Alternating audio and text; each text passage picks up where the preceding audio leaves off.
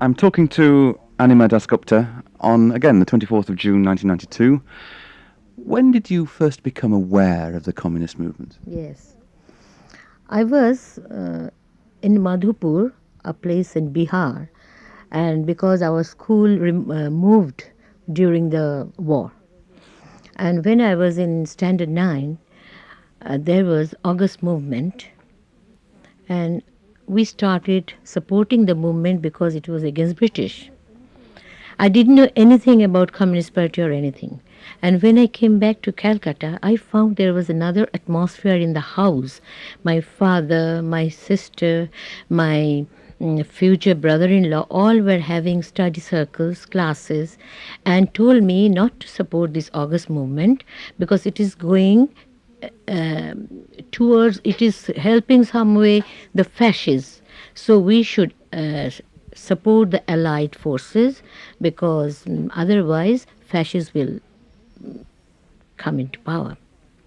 And they started explaining in the Marxist way the classes. I started taking part in the classes, and I immediately I felt very close to communist ideas.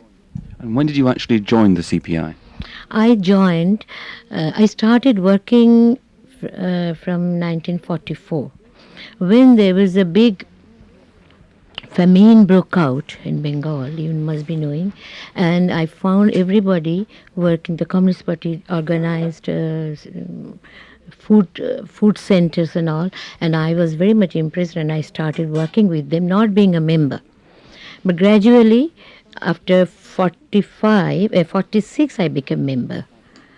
And this was a party which was then legal? It was not. It wasn't clandestine. No, it was legal during British time. And I remember distinctly that we were given a call against the British, a general strike on 29th July 1946. And we were, Gita Mukherjee and all were our leaders. And Bishwanath Mukherjee was also, they told us to picket at the gate of All India Radio and everywhere. And we gave a All India call for strike. And I still remember not even a rickshaw puller took out his rickshaw, though they were very poor. Not even a baker opened their shops. So there was total strike all over India, and we picketed at the gate of All India Radio, where the British police came and started charging with lathis, sticks, and bullets, and we were all wounded like this. We couldn't do anything, but the impact was, we felt the impact just after 15 days because the British realized it was difficult to break this unity of Hindu and Muslim. So the big riot started on the 15th August of 1946. Actually, that's kind of. How big was the Communist Party in Calcutta when you joined in the mid-40s? When I joined, it was not a very big party, but gradually they were making members and with scrutiny. It was not a mass party like that, as it is now. But can you give me some idea? Are we talking about a few hundred members or a few thousand members? A few thousands. When I was there, I cannot give you the exact number, but in Calcutta, at least more than thousands. Few thousands were there in Calcutta. And how influential was the party? It was very influential, as I think, because that time it was a difficult time, because 47 Congress came into power. Then they started putting some bans, and the party was illegal again. And we had to struggle against the Congress workers and among the students, and the lines were given by the Communist Party. So I remember in my college days, there was quite a number of communist members, but they were not very bold to face the criticisms. And that was the time of B.T. Randive.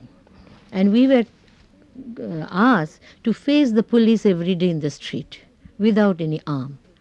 And so it gradually, our nerves become shattered. Every day there used to be bullets, sticks, and it was just like a hide and seek game with the police. But once, which students, we just asked for the arms, to give us some arms so that we can face the police. So we were called cowards. Uh, So after that, I fell ill seriously. So I couldn't continue to be a member anymore. So the party was expecting you and other communist students to, in a sense, to cause riots and to be in direct physical conflict with the police. Yes, not causing riots, just to take some slogans against the wrong deeds of the Congress people, that release the prisoners or give food to the poor. So they didn't even tolerate these things. So they started opening fire. And plenty of people died. I tell you one instance. It was in 1949, 27th February. Um, it was a women's gathering in a hall. The demand was prisoners' release. So, unarmed women, we took out processions. I was a student at that time, and I found somebody carrying bomb among us. And I realized that it was just to instigate the police. Somebody from the opposite side, they threw the bomb. Then and there, police started opening fire, and 4 women died on the spot. With retrospect, what do you think about the party policy and what the party was expecting you to do at that time? Do you think the party was wrong? Afterwards, I realized party was wrong because that line was not correct, because they couldn't hold the members, and there was lots of controversies, party meetings going on. They couldn't come to a correct policy. So in a way, they were wrong at that time. Well, you say that you then dropped out of party activity. No, I didn't drop my activity till now. I am working. Whenever I get chance, I work. I serve the party, though I am supporter of CPM, because because I think their line is more correct than the CPI. Only I left my party membership because I was bedridden for a long time, for years. Can you remember the debate within the party when the change of line came and the insurrectionary attitudes were dropped? Sorry, this was very much intellectual level, and we were very young at that time. I cannot tell you those intellectual points. I was very much involved with the cultural wing of the party to put up shows, drama, or songs to rouse the general people against the imperialism. What was imperialism? The common people knew through songs and drama. Can you remember any of the slogans that you used to then shout? Once I went to, that was very, release the prisoners, the immediate, give food to the people, poor people. And in Bombay, we had conference that time they imposed 144. They didn't allow us to go ahead with the conference.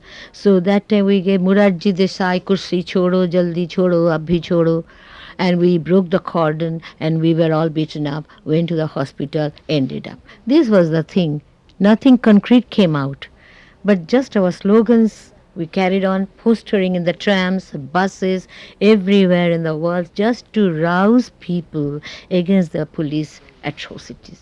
But the goal of the Communist Party at that time was that to stage a revolution. Yes, because we were all thinking, especially the students, the China, Red China, we are bringing Red China here, we will do the revolution. So whenever police started fire, before that we used to make barricades so that they won't come. And this utopian idea almost we had that we will bring revolution like this. But without arms, I don't think we can just challenge the Congress attacks. Do you remember Telangana? I was quite young at that time, and I knew many comrades died, many peasants died, and I sang the songs of Telangana regarding those pregnant women who were shot down, gunned down by the British. This much I know. These were songs in Bengali. Bengali. Can you remember them? Little bit. Would you be willing to? Yes, yes. আর কতকাল বলো কতকাল সইব এ মৃত্যু অপমান এ আর সহে না অহল্যা মা তোমার সন্তান জন্ম নিল না ঘরে ঘরে তারি যন্ত্রণা. Can you explain what those words This are? is how many days could we tolerate such miseries, such torture. Now we see our Ahalla. She was pregnant. She was about to give birth to her child, but she couldn't give birth to the child, and before that she died. Like this. And there were other songs of Hindu-Muslim unity. That was the main aim in the party, to preach for unity, to stop riots, because the Congress reactionary people, they all starting riots here and there, and just to break the solidarity of Communist Party. So those time it was the main target to give call for Hindu-Muslim unity, and there was plenty of songs, and they really roused those people. Ralph was saying that CPGB trained communists were put rather promoted. They were in the fast track to the top of the party.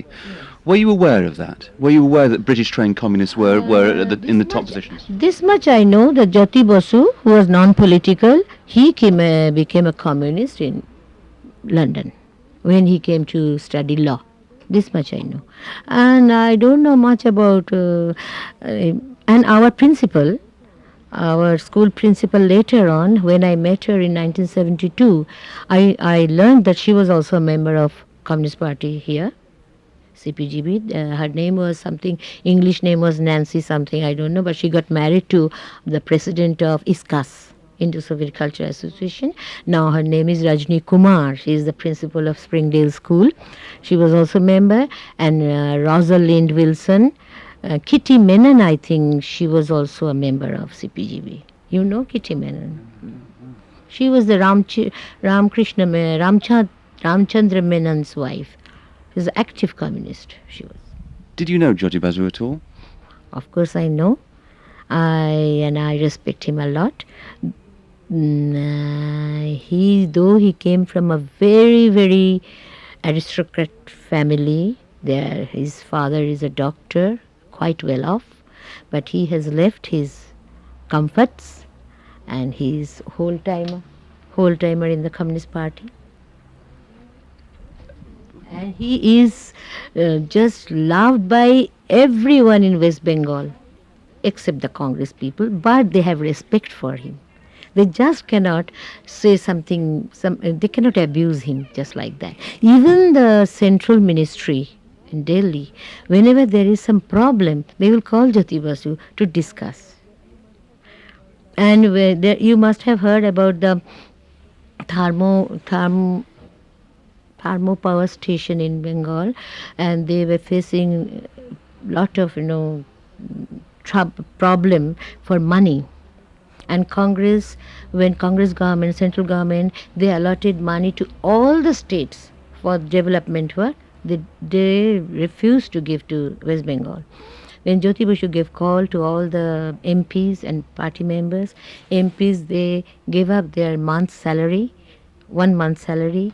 They, in this Star, matinee idols of Bombay, they put up shows, the lakhs and lakhs of rupees came.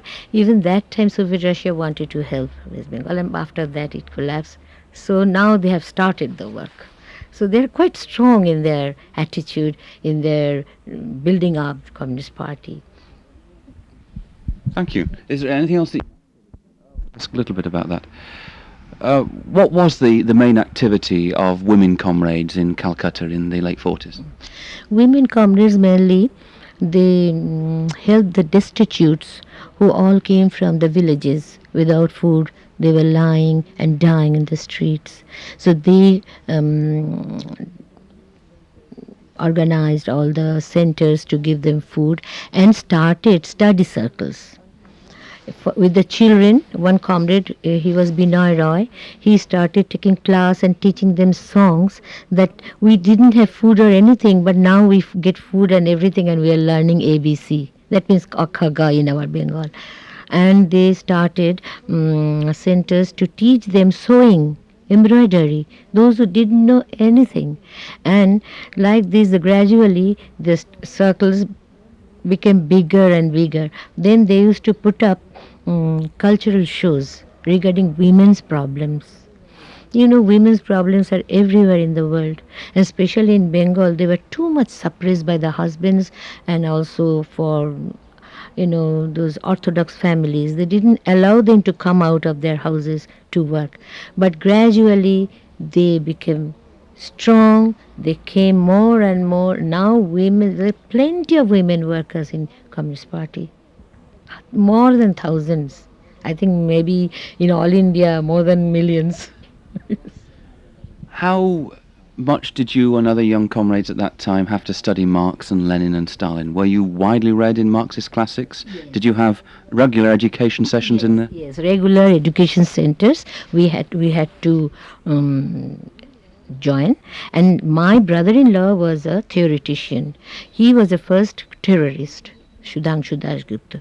Then he became a Marxist in jail. He was sent to Andamans also. And he was my first inspiration, that I got to know about Leninism, Marxism, and all the theories line by line he used to teach me. And also he asked me to attend Sushobhan Sarkar. You must have heard the name. Sushobhan Sarkar was a famous Marxist, and Radharaman Mitra. So I never missed a single study circle to know about these things, because I had to teach my student friends what is Marxism, why we need to change, what is also imperialism side by side, and what is capitalism. So everything we studied very seriously. And the books were available in Bengali? Yes, yes. All are available in Bengali. My brother-in-law himself writes books in Bengali. Thank you.